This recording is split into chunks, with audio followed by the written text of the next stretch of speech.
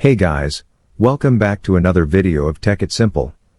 In this video, I'm going to show you how you can sign up with your phone number into Yandex. So, without any further ado, let's dive right into this exciting video. In order to do that, firstly, you have to open your Yandex browser application. After opening the application, click on this profile icon into the top left corner. From there, you will get this Login to Yandex button.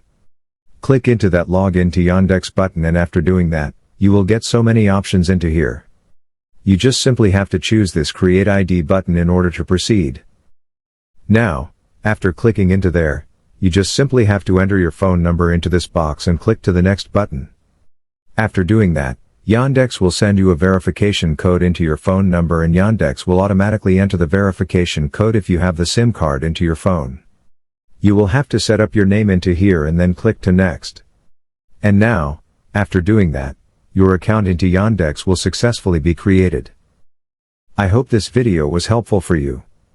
If yes, don't forget to like, share, and subscribe to the channel to never miss another update. Thank you for watching the video.